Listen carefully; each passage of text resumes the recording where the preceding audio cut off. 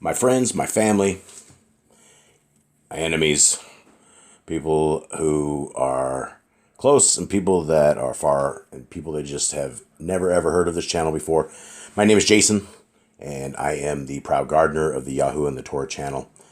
And my only objective with this channel is to parrot the Word of God, parrot it as it sits, and hope that people can decipher through the blindness that we've been led to believe and the deception that we've been led to believe, and people that want to truly be children of the Most High. Those are the people that I am seeking, because there's a lot of us in these end times, and there's a lot of people that will be coming into Torah. And this lesson, before I can get into this, I have to preface this and give you just some credentials on my back life and where I have been, because this is a very important lesson, and it's something I think all of us can get something from.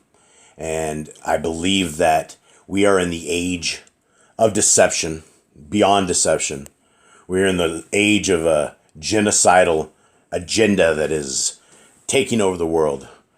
And we have been given clues, and we have been told what we need to do and what we need to look for in the future so that we can be ready. And I do not believe that anything good will come of the future. The only good that will come is when our Messiah comes and levels the playing field. And for those of us who can survive what is coming, it will be a glorious, glorious time. And it will be literally by the sweat of our brow, just right at the edge of probably life or death, that we are saved. But we must not think that we deserve or that we should be saved, because we know that if we keep the laws, statutes, and commands of our Creator and the faith of Yahushua, then we have life after death. And so this life will end. It will end for all of us at some point, and we must choose who we will keep as our master. We must choose who is our God. And if we want our God to be Yahuwah, Yad-Hed Vad-Hed, the God of Abraham, Isaac, and Jacob, then we need to do what he says we should do. And we've been led to believe it's all bondage. And my friends, it is not bondage. It is life. It is freedom. It is a beauty.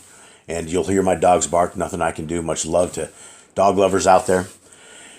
Guys, I came into computers as a child.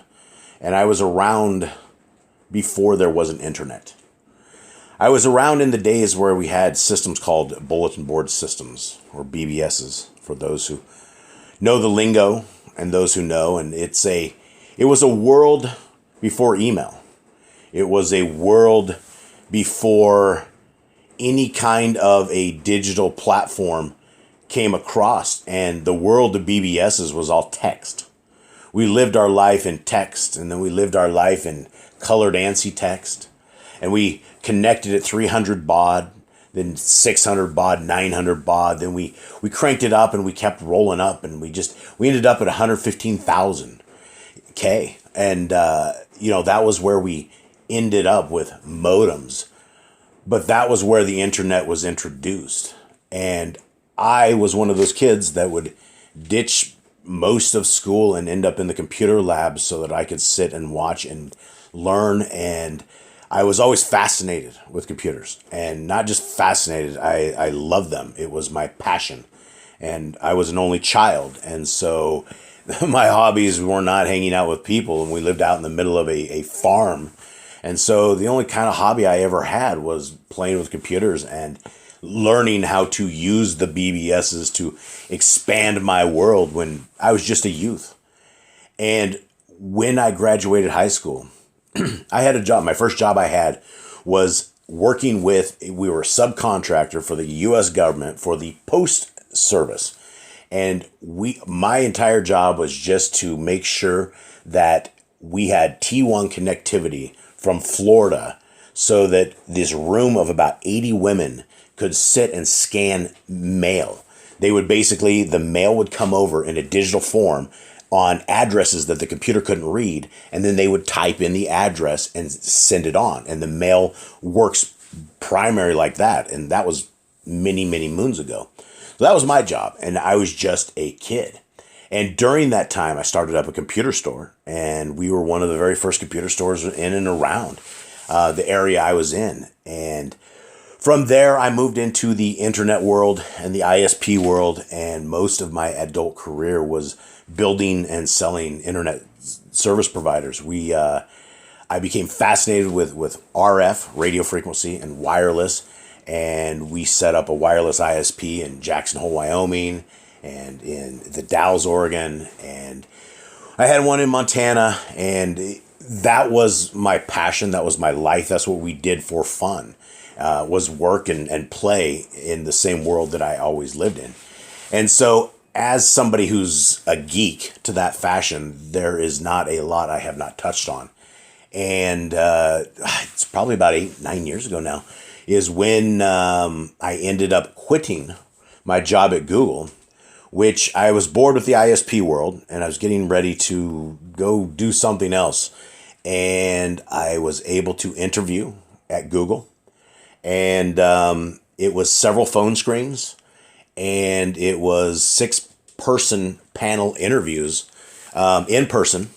And they hired me as one of the 3 people that would build one of Google's very first privately owned data centers. And prior to this point, Google had just jumped into other people's data centers, and they had like little NOCs everywhere and computer clusters everywhere, and nothing was Google infrastructure per se. And so we were the very first, and my job was to basically bring in and orchestrate and get 200,000 computers in one building and 200,000 computers in another building, and bring them online, get the operating system installed, get the parts burned in. And at Google, they used just tremendously cheap parts. Like they would buy the bottom of the barrel RAM, bottom of the barrel drives, bottom of the barrel everything.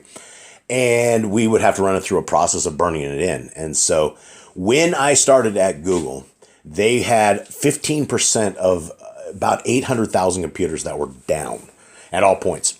So 15%. And as I got into Google and started playing with it and seeing how they operated, they actually would go to each individual computer and try to diagnose it as a human being. And they were trying, at the time when I was there, they were getting ready to scale into the millions, like 2-3 million computers in various data centers.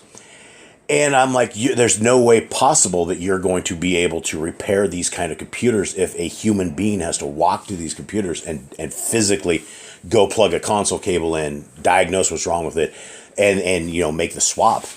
So I created it was a rogue program that I did, because in a corporate environment, to do the kind of stuff that I was going to do, you had to jump through hoops. You had to like get on your knees to the corporate people, and everybody had to, it was a kumbaya moment. And I was always coming from a cowboy background where we just go and do it. So I built a very tiny operating system that would boot off the network. It was like 16 megs, and I could boot an entire system from the network. It didn't have to have an operating system. It didn't have to really even be totally functional, as long as I could do what they call a pixie boot and get that computer to boot into another operating system. I could control it from remote and run the same kind of tools and diagnostics that a human would have to do right there. So I set up the system, and we automated it. We actually automated this entire system, and I codenamed it Ronin. And it took off. Like, all these people started using this program because it's basically artificial intelligence for repairing computers. So part of Google's success is my ideas that I had to cowboy up, which I had a ton of fun doing, and it was a blast. And when you get to play with computers on that kind of level, and until you look at a Google data center and understand what 400,000 computers running sounds like, and being able to manage that kind of network, I say this all because I want to qualify myself for the information that I am going to give you guys. And I believe I have a grasp on things where a lot of people may not, and simply because of the experience I've had. And I've touched it all the way to what you're seeing right here on your screen is stuff that we've been warned about in the Bible. And to people, it just probably looks like, cryptocurrency, communication network, and let me explain a little bit what you're looking at, and then I'm going to show you something, and hopefully we can rock this one out. Take a look at this. So 145 is us, right? We're the humans, right? We are 145. There's a sensor, right? And then we have a communication network. The communication network is any internet of any kind of fashion. And then you have a 110 on the far left over here, which is a server. And, cryptocurrency system, which is yet another system, another set of cloud, but it's just more servers, right? The what we're going to be talking about right here is the 145, 140, and 130, and what that actually is and how we have been warned about this in the Bible.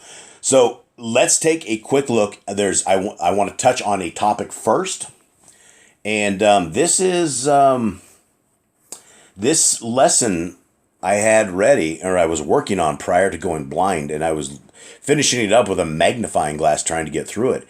And by the mercy of our Creator and His ability to allow me to heal, I'm actually doing this with just a set of glasses now. And so recovery is going great. I have a great lesson on that as well coming up, and I'll explain to everyone what happened.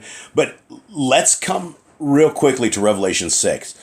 And I see stuff all the time about a pass, right? It's a green pass, right? There's green pass everywhere. It's down in South America. It's down in Israel. Everybody has to have this green pass. And there are some translation errors, and I'm going to show you something real quick. Revelation 6:7. And then I'm going to read it first in the King, and then we're going to go over to my preferred version, which is the Sefer, but I wanted to show you guys the translation first. And when he had opened the fourth seal, I heard the voice of the fourth beast say, "Come and see." And I looked, and behold, a pale horse, and his name that sat on him was Death, and hell followed with him. And power was given unto them over the fourth part of the earth, to kill with sword, and with hunger, and with death, and with the beasts of the earth. Right? And if we look over at verse 8, right? Same thing over in the NIV, which is on the right-hand side right here. And it says it's a pale horse. And so we're looking for a pale horse. And it didn't occur to me till just the other day when we were out with a local down in South America. And they don't say things like brown cow, right? They say things like it's like yellow cow or black cow. They never say colors like brown when they're describing it. So you'll see a brown cow and they say it's like a yellow cow. It doesn't make any sense at all. But then let's take a quick look at this in the Sefer. And verse 7, and when he had opened the fourth seal, I heard the voice of the fourth beast say, "Come and see." And I looked, and behold, a green horse, and his name that sat on him was Death, and Sheol followed with him. And power was given unto them over the fourth part of the earth to kill with sword, and with hunger, and with death, and with the beasts of the earth. And then I'll finish this version up by quoting chapter 9 here, reading it. And when he had opened the fifth seal, I saw under the altar the souls of them that were slain for the word of Elohim and for the testimony which they held.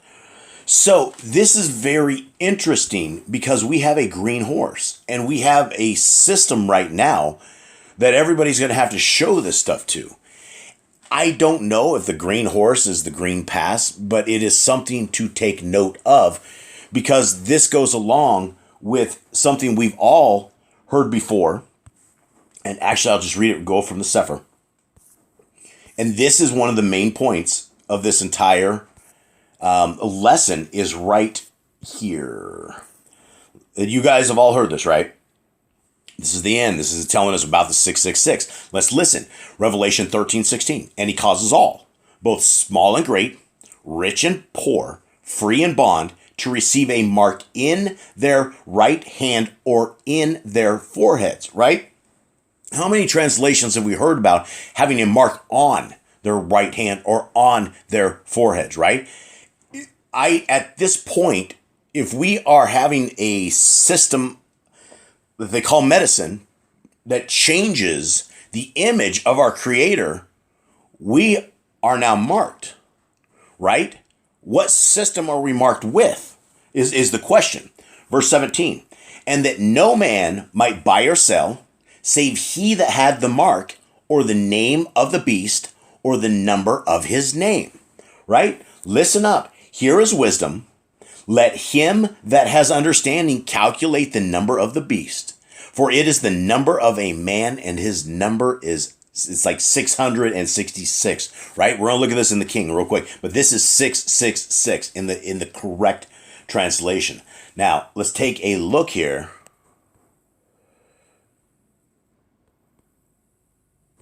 Real quick and see what it says here in the King and the NIV.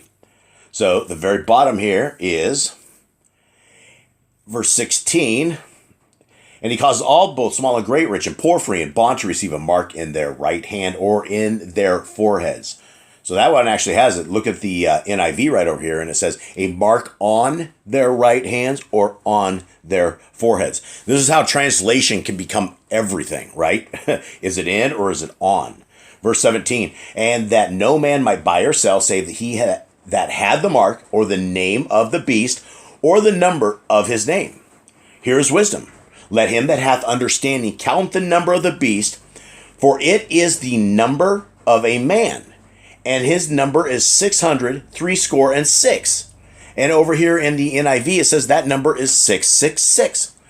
So what does this mean, guys? It says, let him that hath understanding count the number of the beast, and then it tells us for it is the number of a man, and his number is 666, right? So we have been told that that something with a man is going to come out, and it is going to be the mark of the beast, right?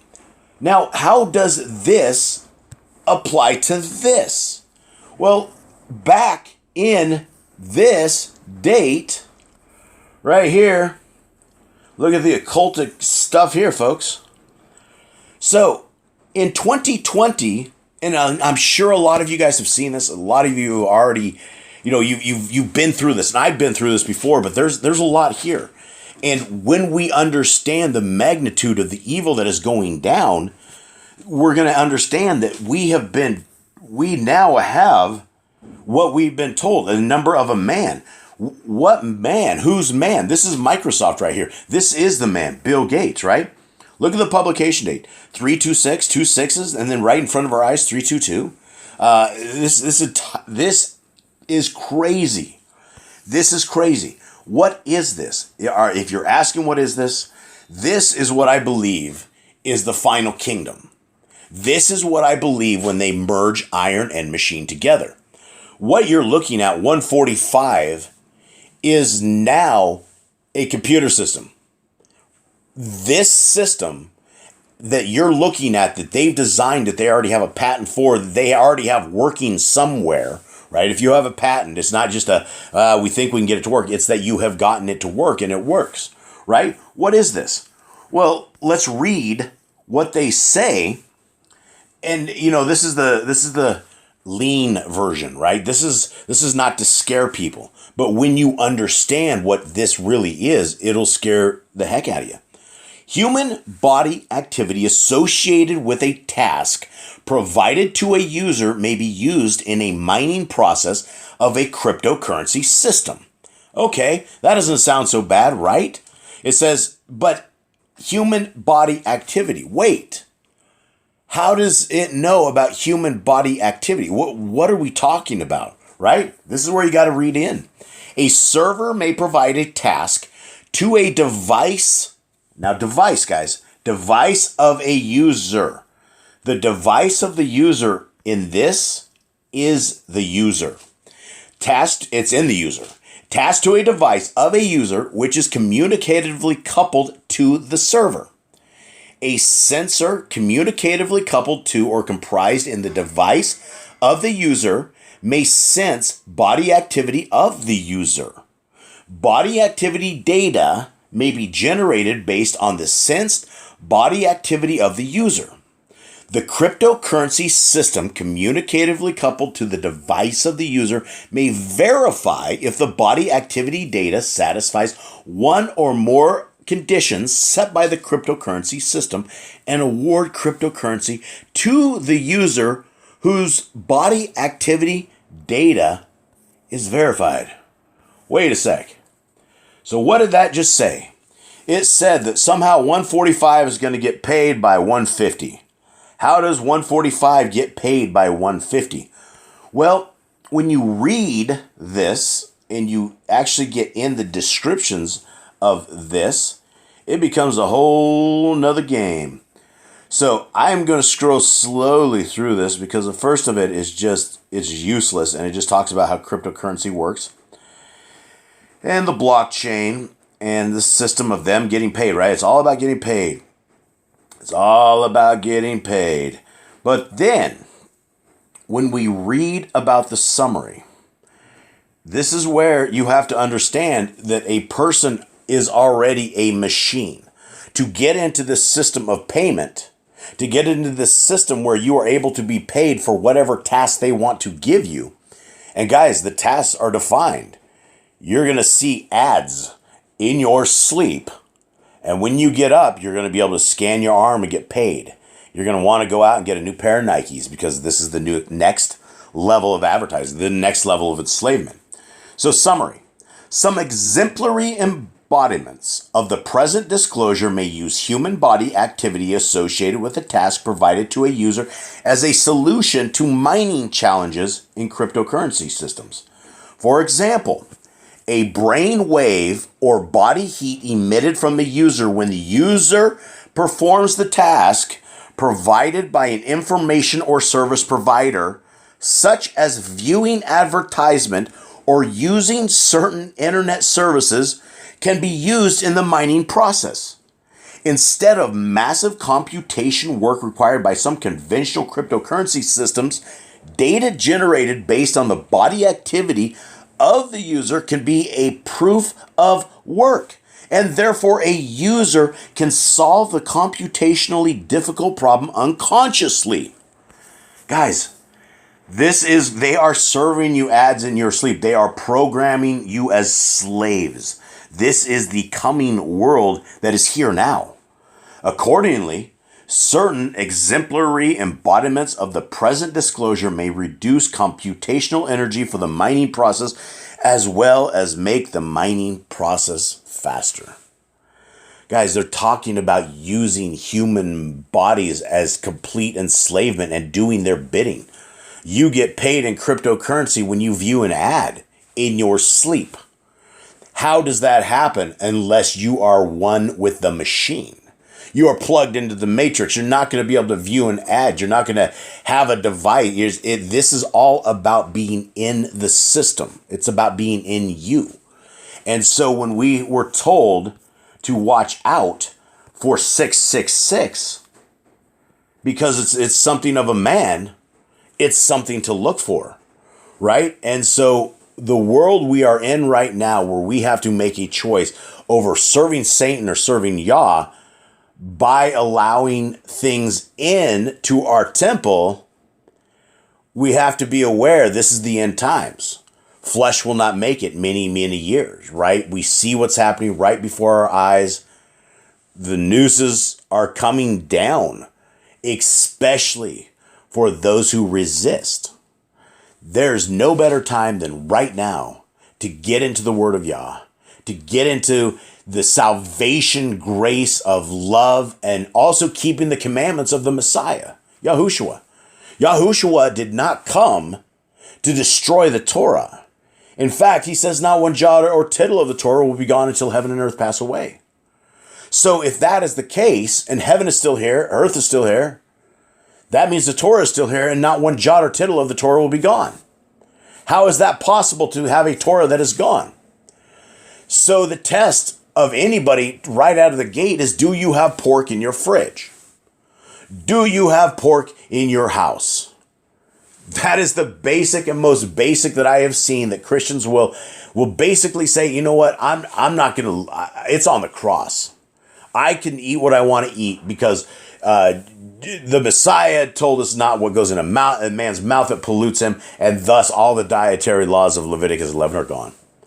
And there's no place in the Bible that it says that. There's no place at all. That is a lie that we have been told that we repeat, and somehow we defile ourselves by eating pork and lobster and shellfish and shrimp. Nature's clean systems. We've been tricked. We've been tricked into thinking that the laws of God are not for us, and that we are going to be raptured away before anything ever happens, and that the Antichrist will not be here until we're raptured away. Right? We've been taught lies and deceptions, and if we continue on in these lies and deceptions, when judgment day comes and we are not keeping the law, statutes, and commands of our Creator, we're going to be done. Right? We're going to be done. One last thing. I was going to wrap it up, but you know what? I just thought of this, and this is back to Revelation 6, right here. Right here.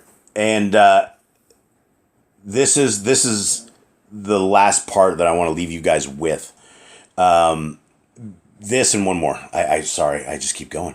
Verse 9, right? This is why the people are smoked. And when he had opened the fifth seal, I saw under the altar the souls of them that were slain for the word of Elohim and for the testimony which they held, right? When we're talking about the testimony which they held and the word of Elohim is the laws of God, right? The laws of God. And if we are not keeping the laws of God, then we aren't these people right here, right? These people. Verse 12, Revelation 14:12. Here is the patience of the Kadeshim, right? The saints. Here are they that guard the commandments of Elohim and the faith of Yahushua. Guys, I hope you guys are getting something out of this. I love you guys. I wouldn't be doing this if I didn't love you guys. I wouldn't be doing this if I wasn't commanded to. We are all commanded to teach people the Torah. We are all commanded to teach people what we know. And when we find the truth and come into the truth, we must tell people. And guys, thank you so much for spending your time here. I hope you guys have a wonderful day. I'm out.